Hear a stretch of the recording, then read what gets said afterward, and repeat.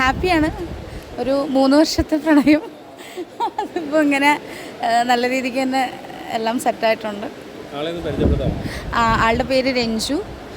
ആൾ HDFC ബാങ്കിൽ collection ഏജൻസിയിലാണ് work ചെയ്യുന്നത്. പിന്നെ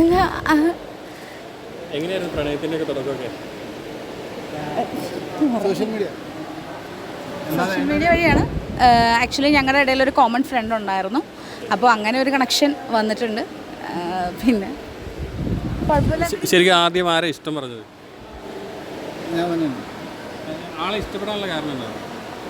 പ്രത്യേകിച്ച് കാരണമല്ല, കുറച്ച് ചബ്ബീസ് നമുക്ക് പൊതുവെ അല്ല, ആൾക്ക് ഇച്ചിരി ചബ്ബിയായിട്ടുള്ള കുട്ടികളൊക്കെ ഭയങ്കര ഇഷ്ടമാണ്. പക്ഷെ എന്നെ മാത്രം എന്നോടാണ് ആദ്യം ഇഷ്ടമാണെന്ന് പറഞ്ഞത്. അങ്ങനെ ഞാൻ ഫസ്റ്റ് ഒന്ന് നൈസായിട്ടൊന്ന് റിജക്റ്റ് ചെയ്തിട്ടുണ്ടായിരുന്നു.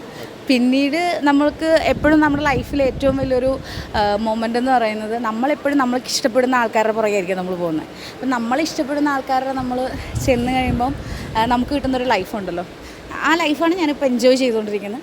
സോ ഞാൻ ഭയങ്കര ഹാപ്പിയാണ് ഈ ലൈഫിൽ. എന്തോ എനിക്കൊരു ദൈവം തന്നൊരു നിധിയായിട്ട് ഞാൻ ഫീൽ ചെയ്യുന്നു. പ്രൗഡ്. സോഷ്യൽ മീഡിയ ഉണ്ട്. പിന്നെ ഒരു കോമൺ ഫ്രണ്ട് ഉണ്ട് ഞങ്ങളുടെ. അപ്പം അങ്ങനെയുള്ള റിലേഷനാണ്. ഇപ്പം 3 years കഴിഞ്ഞു. ഒരു 1.5 year കഴിഞ്ഞ് എൻഗേജ്മെൻറ്റ് കഴിഞ്ഞിട്ട്.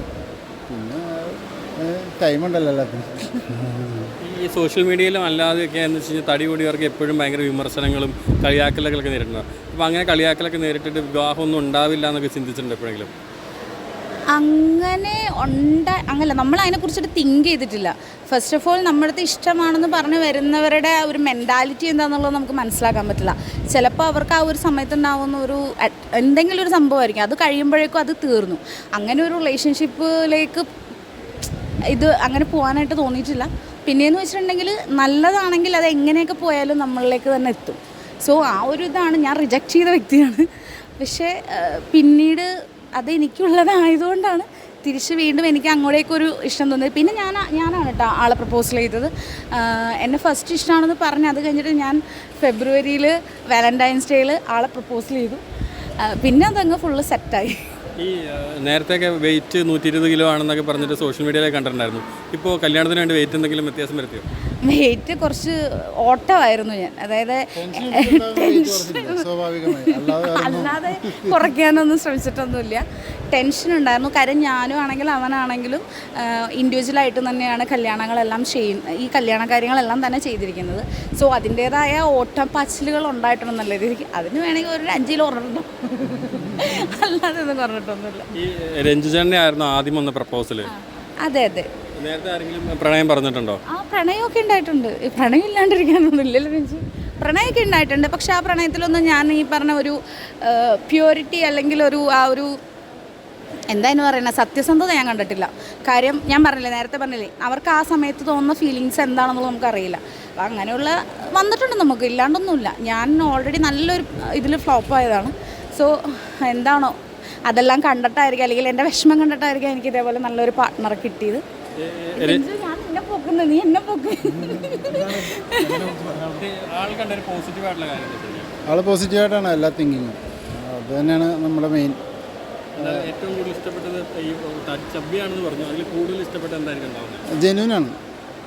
ജെന്യൂനായിട്ട് കാര്യങ്ങൾ കുറച്ച് തുറന്ന് സംസാരിക്കും.